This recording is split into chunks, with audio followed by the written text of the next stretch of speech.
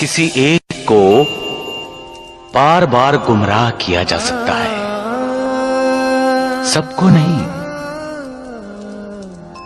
बार बार असत्य बोलकर लोगों को उसे सत्य मनवाया जा सकता है, लेकिन असत्य कभी सत्य नहीं होगा, कभी नहीं, क्योंकि असत्य सत्य पर कभी जीत नहीं सकता, जीत हासिल कर ही नहीं सकता।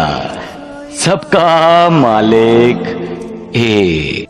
ये संसार दुख, दर्द, पीड़ा, वेदना से भरा है, इसलिए हर कोई सुख की खोज में निकलता है, परंतु माया, मोह, लोभ के चक्रव्यूह में फंस जाता है। दुख तो अंत तक इंसान का पीछा करते हैं और इंसान उन पर विजय पाने की लगातार कोशिश करता रहता है, और उस कोशिश में वो सर्वशक्तिमान परमेश्वर को भूल जाता है। इंसान अपनी हार मानना नहीं चाहता और सुखी होने का नाटक करता है। लेकिन क्यों?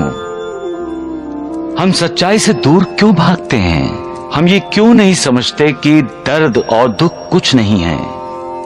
जो है वो है सुख न प्राप्त होने का दुख।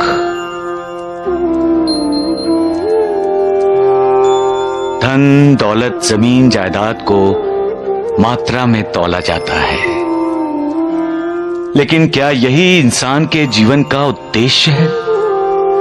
नहीं, उद्देश्य है मालिक को पाना, उस मालिक की भक्ति। उस मालिक का हर पल स्मरण करोगे तभी वेदना कम होगी, तभी दुख कम होंगे। संसार के दुखों से मुक्ति पाना है तो मेरी कथाएं सुनो। सुख और संतोष को पाने का यही एक सरल उपाय है। सिर्फ साईं साईं बोलने से ही पाप, ताप, शाप नष्ट हो जाएंगे। सबका मालिक एक।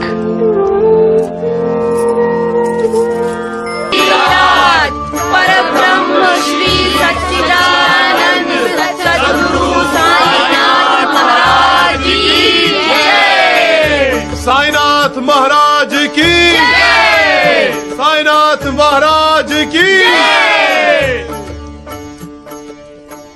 ईश्वर हम सब में वास करते हैं। जिसे हम अंतरात्मा की आवाज कहते हैं, वो ईश की आवाज होती है। हमारी अंतरात्मा हमें योग्य मार्ग का हमेशा दर्शन कराती है। इसलिए हर इंसान को अपनी अंतरात्मा की आवाज सुननी चाहिए। कभी कभी इंसान दुविधा में पड़ जाता है, क्योंकि जब उसके मन की आवाज उसकी अंतरात्मा की आवाज से टकराती है तो उसकी समझ में नहीं आता कि वो किसकी आवाज सुने।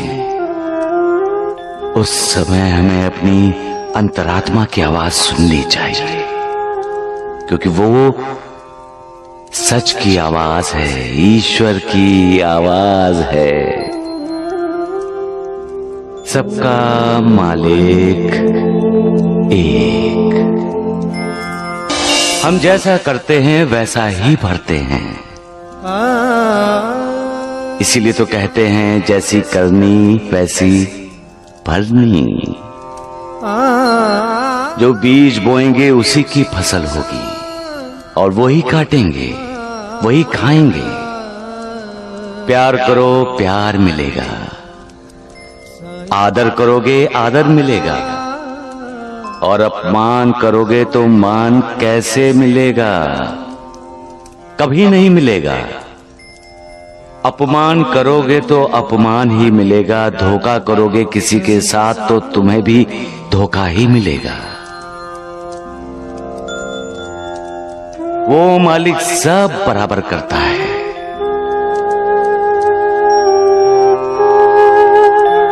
हम भूल जाते हैं कि धोखेबाजी का फल हमेशा कड़वा होता है और सच्चाई का फल हमेशा मीठा होता है।